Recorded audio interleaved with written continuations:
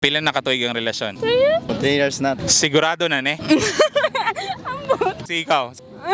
Ginoo ko. Di pa mo sure sa usag-usa? Sigurado na sir. Nganong siya? Kuan siya ka ng buutan. Like, humble kay siya sa akong kinabuhi. Siya na kay siya buhi gugma sa akong mga parents. Sana all gihigog mo ang parents. May manggaon man gud siya. Bisag unsa na ka nang ipangdaw na may subang tawo. Pero nipadayon ra gihapon siya sa ako ah. Ikaw, nganong siya? Butan. Ayaw panuhid. Gaon, palang gaon. Humble pagka babae.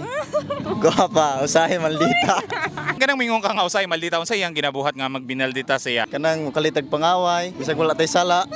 Ngano mo ana? Inana man jud lang mabay. Nganong giko ana? Murag gihimong practice or gihimong common attitude sa mga babae karon. Kasagaran man siguro na sa baba. Nganong na? Ana asa babae nga murag kalaliton sila karon. I don't know. Especially sa relasyon. Ikaw maka-explain ka anak in behalf sa imong uyab. Inana ra gud bay. Gamayng sayop, mangaway dayon. Dili man. Pero nagpadayon na ragyapon bisag na ana. Dayon nagyapon. Okay, magpataas og pride usayang isang isa kay paubos raman. Padayon ra gyapon ang relasyon. Ikaw tong taas og pride na.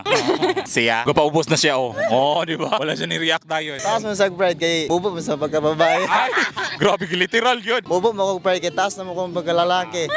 Grabe siya. Mensahe nila sa usag-usa. Stay strong sa ratong duha. Hopefully, napay year nga maabot sa tong life and thank you sa pag-love sa ako ah. Sumpay eh. Ay, gisulti na mo yan sir. Reply po ginagmay. Kabalo na sa kung unsa to siya kapalanggan ako. Sana all. Pwede na to mapakita ang imong pagpalangga niya. Pwede? Sa una sir. Ikaw, depende sa imong unsay love language nimo niya. I love you, love. I love you too. Kiss daw be. Ah.